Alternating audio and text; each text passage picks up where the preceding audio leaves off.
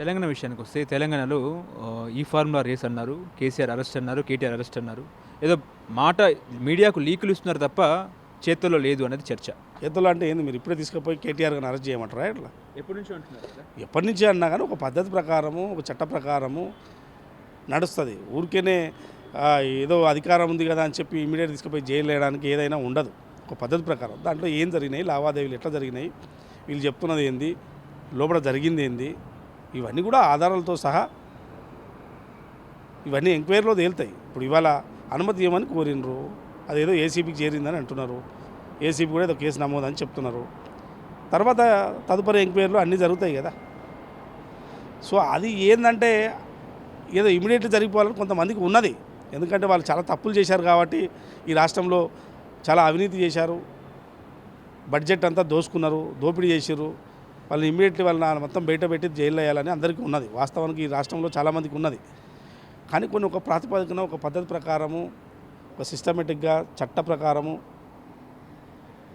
జరుగుతాయి. అంటే గతంలో కేసీఆర్ విషయం ముఖ్యమంత్రిగా ఉన్నప్పుడు బండి సంజయ్ చేసిన తప్పులే మీరు చేస్తున్నారా? అంటే బండి సంజయ్ కూడా గతంలో బ్యారక్ సిద్ధమైంది, అలాగే లోగో కూడా సిద్ధమైంది, ఇక జైలుకే అన్నారు. తర్వాత చూస్తే ఇక పరిణామాలు వేరే విధంగా ఉన్న పరిస్థితి. ఇక బండి సంజయ్ గారు ఏం చేశారు, ఏమైంది అనేది ఆయన వ్యాఖ్యలు చేసిన వాస్తవమే కాదంటలేను. సో ఆయన వ్యాఖ్యలు చేసిరు కానీ వాళ్ళు చేతల్లో చేయలేదు కేంద్ర ప్రభుత్వం అనేది విమర్శ బీజేపీ పైన ఉన్నది. ఏది చేసినా ఇప్పుడు ఇవాళ రాష్ట్ర ప్రభుత్వం చేసినా ఇవాళ కమిషన్లు నడుస్తున్నాయి కదా. ఆల్రెడీ ఎలక్ట్రిసిటీ మీద ఆల్రెడీ రిపోర్ట్ వచ్చింది, కాళేశ్వరం మీద ఆల్రెడీ రెగ్యులర్గా విచారణకు పిలుస్తూనే ఉన్నారు.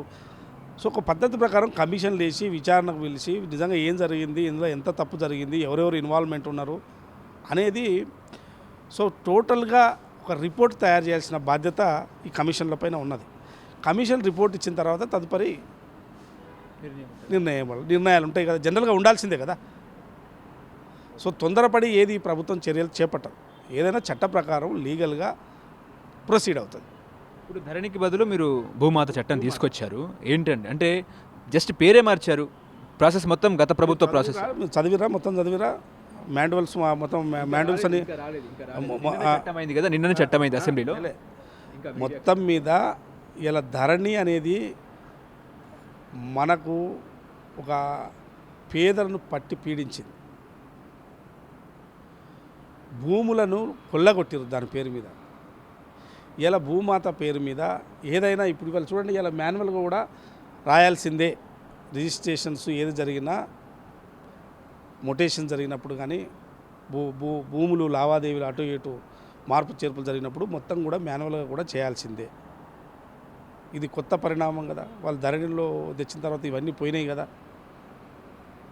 సో కాబట్టి వీళ్ళ మీరు భూమాతకు సంబంధించి ఎటువంటి ఎవరికి ఏదైనా మళ్ళా ఏమైనా తప్పులు పడ్డా దానికి సవరించుకోవడానికి, మళ్ళీ అప్లెట్టుకోవడానికి ఇవన్నీ కొత్త అంశాలను ఇవాళ పొందుపరిచారు. అసలు లావణ్య పట్ట ఇవన్నీ కూడా గతంలో మొత్తం కూడా కొన్ని నిషేధిత జాబితాలో పెట్టారు కొన్ని భూములు.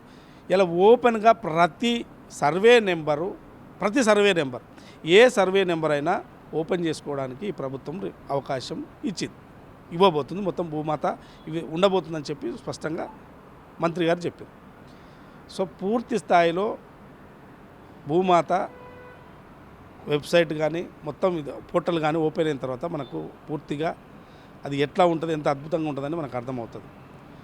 సో ఇవాళ ధరణి వల్ల చాలా నష్టపోయారు. అవన్నీ కూడా ఇంకా ప్రభుత్వం రెక్టిఫై చేయాలని మనం కూడా కోరుకుందాం. ఎందుకంటే వాళ్ళందరి బాధితులు ఉన్నారు, ఆ బాధితులను కూడా కాపాడాలనేది మనం కోరుకుందాం.